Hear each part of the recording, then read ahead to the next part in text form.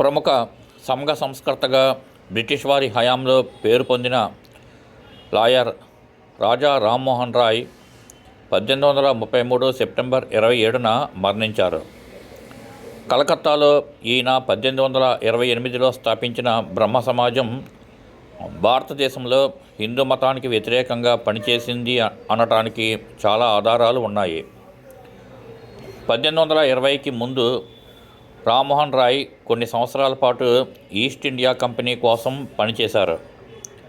అదేవిధంగా భారతదేశంలోని అందరికీ బైబిల్ను అందించే లక్ష్యంతో భారత్కు చేరుకున్న క్రిస్టియన్ మిషనరీ విలియం కేరీ యొక్క సంస్థతో కూడా కలిసి పనిచేశారు. వీరికి రాజా అనే గౌరవ బిరుదును మొఘల్ వంశ చక్రవర్తి అక్బర్ షా రెండవ అక్బర్ షా ప్రదానం చేశారు.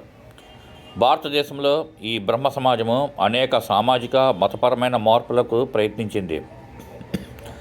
ఈ బ్రహ్మ సమాజము సూచించిన ఆచరించిన అనేక పద్ధతులు క్రైస్తవ ఇస్లామిక్ మత సిద్ధాంతాలకు అనుగుణంగా ఉన్నాయి.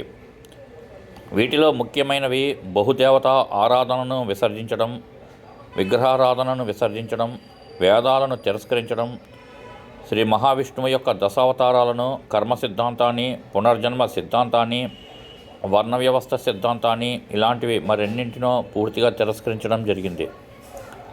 సనాతన హిందూ ధర్మాన్ని బలహీనపరచడం లక్ష్యంగా ఈ బ్రహ్మ సమాజము పూర్తిగా కృషి చేసింది. భారత్ మాతాకి జై.